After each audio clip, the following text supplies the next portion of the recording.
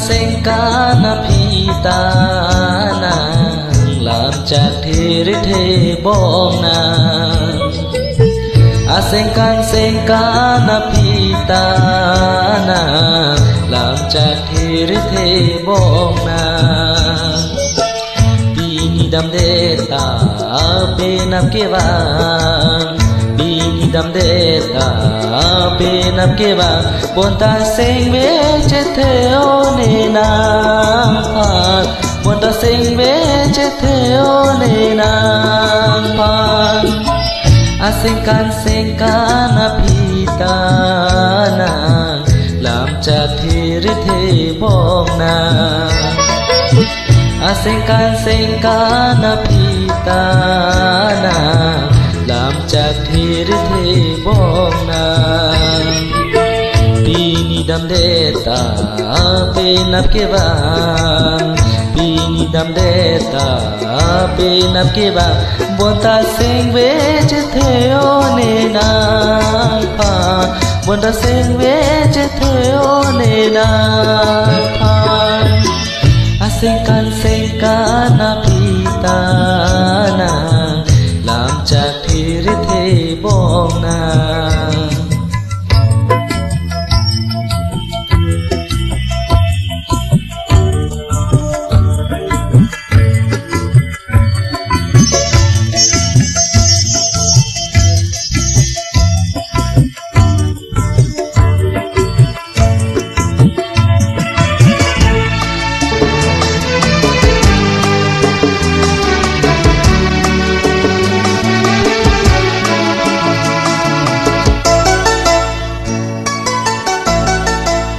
alo walang bi thep e sing ve ya kang hon jut e talo walang bi thep e sing ve ya kang hon jut e ason ben sine ason ben sine ho talo walang bi thep e sing ve ya kang hon jut e talo walang bi thep e sing ve ya kang hon jut e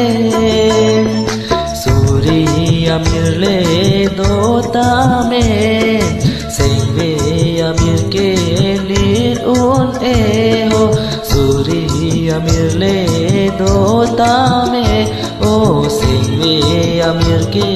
lin e la si sing ve chết theo nên nam phan la si sing ve chết theo nên nam phan sinh ca na pita na làm chạc thì rít thề bom na sinh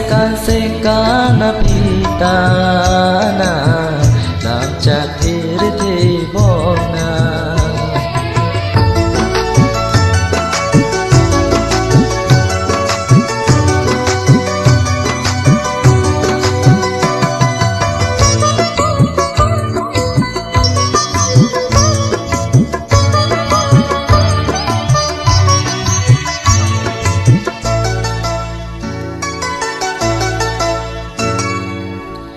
Hamachar dang rai thae sa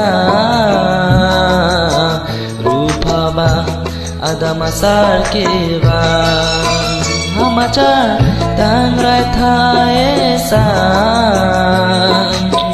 rupa ba adamasar ke ba riro pene jang janam chi jusi sing ve arong ka